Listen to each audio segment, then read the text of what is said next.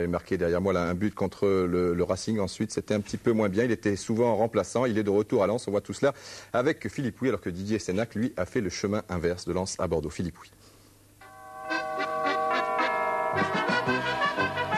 À Lens, on n'est pas plus têtu qu'ailleurs et quand on est dernier, comme partout, on fait quelque chose pour ne pas le rester. Ce quelque chose, cela a été l'échange au début de la semaine entre Didier Sénac et Philippe Vercruys.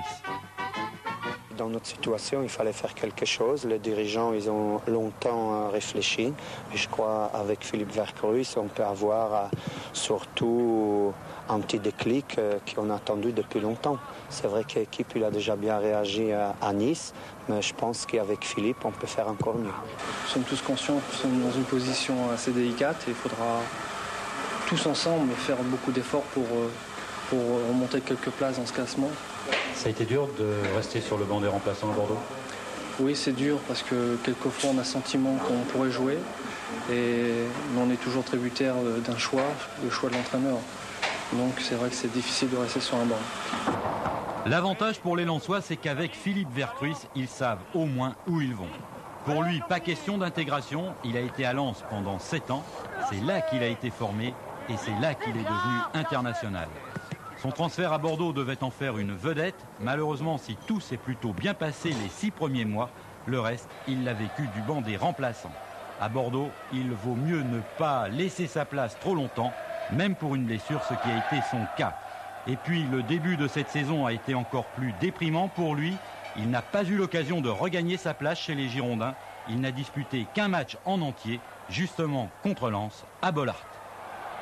J'ai 8 mois pour jouer ici, pour me refaire une santé, entre parenthèses, et puis repartir à Bordeaux pour une nouvelle fois montrer mes qualités. Alors vous êtes prêté à Lens, vous pensez vraiment retourner à Bordeaux?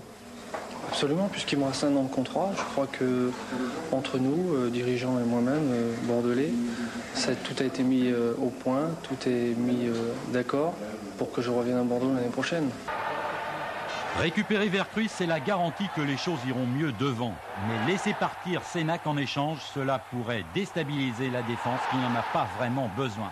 Elle a déjà beaucoup souffert depuis le début de saison.